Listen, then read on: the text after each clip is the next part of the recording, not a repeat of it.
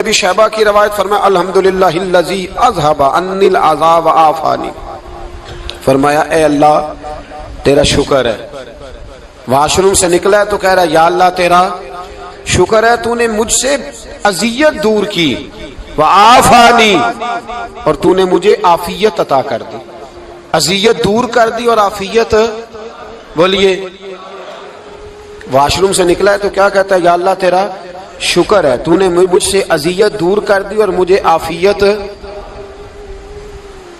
Doctor حکیم homeopathic ایک چیز پر متفق کم ہوتے ہیں، پتہ ہے نا آپ کو، لیکن اس بات پر سب کا اتفاق ہے کہ اگر کسی کو قبض ہو جائے نا تو شاید 70 یا 72 بیماریاں لگ جاتی ہیں اس کو۔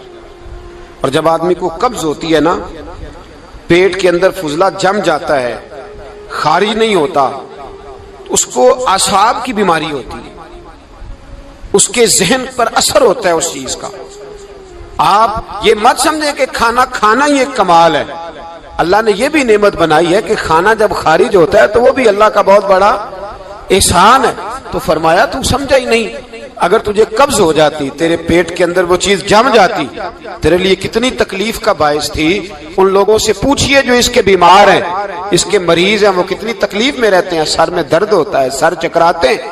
ایک بہت بڑا روڈ ایکسیڈنٹ ہوا تو ڈرائیور سے لوگوں نے پوچھا کہ مسئلہ کیا ہے، تو کہنے لگا میں قبض کا مریض ہوں، تو میں کھانا کھا لیتا ہوں تو میرے ذہن پر وہ اس قدر زیادہ گیس کا غلبہ ہوتا ہے کہ میں سخت تکلیف میں ہوں۔ نبی پاک علیہ الصلوۃ والسلام نے ہمیں سمجھایا اور بتایا کہ سمجھ لو یارو، کھانا کھانے کی نعمت تو اللہ نے تمہیں عطا فرمائی ہے، لیکن کھانا کھانے کے بعد اس کا اخراج بھی اللہ کی بہت بڑی نعمت ہے، تو اللہ کا شکر ادا کرو۔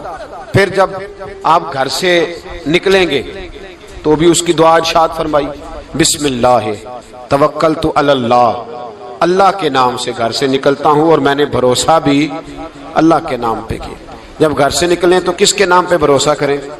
بولیے حضرت رابعہ بصریہ رحمت اللہ علیہا، آپ تشریف لے گئیں حج کرنے، جس دن واپس آئیں اپنا اونٹ کہہ گئی جاتی دفعہ، کہنے لگی اللہ میں تیرے حوالے کر کے جا رہی ہوں، اور بسم اللہ توکلت علی اللہ، بھروسہ بھی تیری ذات پہ۔ جس دن واپس آئی نا اسی دن کسی نے بتایا کہ اماں آج ہی تیرا اونٹ مر گیا ہے، تو اونٹ کے سرانے کھڑی ہو کے کہنے لگی مولا میں تو تیرے نام پہ تیرے پہ بھروسہ کر کے گئی تھی، تیرے حوالے، میں تو تیرے گھر گئی تھی۔ تو لوگ کہتے ہیں اماں کے منہ سے لفظ نکلے تو اونٹ زندہ ہو کے کھڑا ہو گیا، کھڑا ہو گیا وہ۔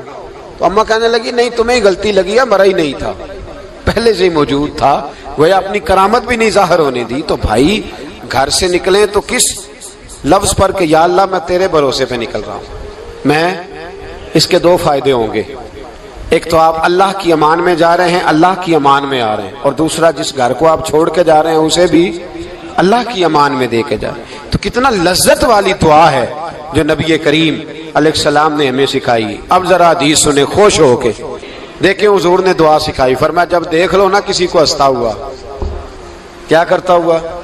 ماشاءاللہ آپ تو ہنسنے لگے۔ جب کسی کو ہنستا ہوا دیکھو تو کہا کرو اضحک اللہ سنک، یہ دعا یہ بخاری ہے، فرمایا دعا مانگا کرو جب کسی مومن کو ہنستے ہوئے دیکھو تو دعا مانگو اضحک اللہ سنک، اللہ تجھے ہنستا ہی رکھے، اللہ تجھے، بولیے جل نہ جایا کرو کہ میں پریشان ہوں تو یہ ہنس کیوں رہا ہے، جھلا نہ کرو، بلکہ کیا کہا کرو اللہ تجھے ہنستا رکھے، اللہ تجھے۔ نبی پاک صلی اللہ تعالی علیہ وآلہ وسلم نے فرمایا، ترمذی میں حضرت اسامہ بن زید رضی اللہ تعالیٰ عنہ سے حدیث مروی ہے، حضور نے فرمایا جس نے کسی کے ساتھ احسان کیا اور جس پر احسان کیا، اگر اس نے یہ دعا پڑھ دی نا جزاک اللہ خیرہ، تو فرمایا اس نے اللہ کی بھی پوری حمد کر دی اور محسن کا صحیح شکریہ بھی ادا کر دیا۔ کیا کہنا ہے؟ جزاک اللہ، اللہ تجھے بہترین جزا عطا کرے۔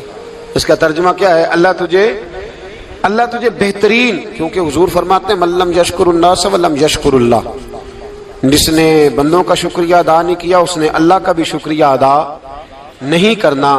تو کیا کہنا چاہیے؟ جزاک اللہ خیرہ۔ اور اگر اماں کہتی ہو بچوں کو انگریزی سکھانی ہے تو کیا کہنا ہے پھر؟ شکریہ ادا کرنے میں کیا کہنا ہے؟ تھینکس، تھینک یو، وہ خدا کے اس کا ثواب کتنا ہے؟ بولے انگریزی ایک زبان ہے، اس کو زبان ہی رہنے دیں گے.